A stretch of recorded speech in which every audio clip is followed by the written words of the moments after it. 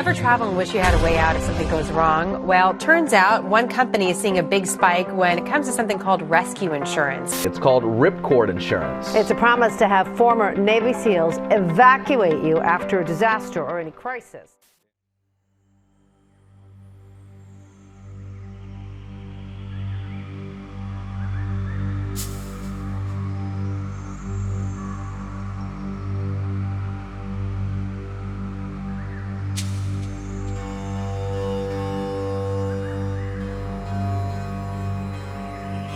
And flew me out of there.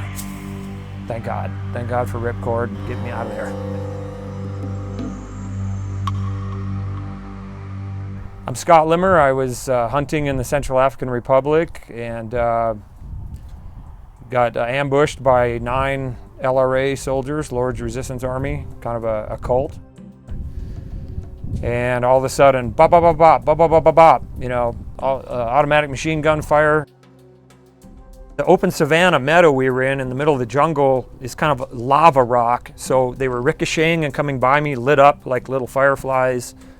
And then the ones that weren't hitting the ground were just going by my head and my shoulders. And I had to dive behind a small rock, and bullets are hitting all around me.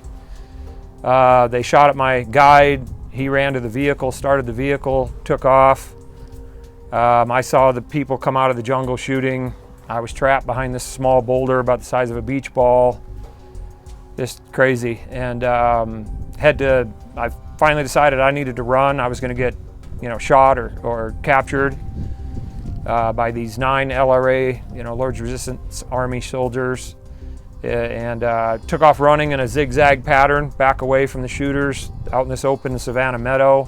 And he caught up to me, and on one of my zigzags, I dove into the truck, and we continued taking fire. Both rear tires of the truck were shot out. My mirror took 3 bullets. One came through my headrest, through the windshield. Just a horrific incident.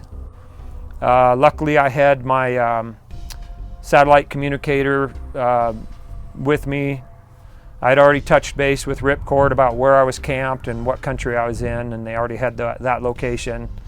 So I texted to Ripcord that I was under attack and was going to need evacuation. And they texted right back, and we stayed one step ahead of the soldiers. They didn't have a vehicle, they were on foot. We had a shot up vehicle, but we were able to keep moving.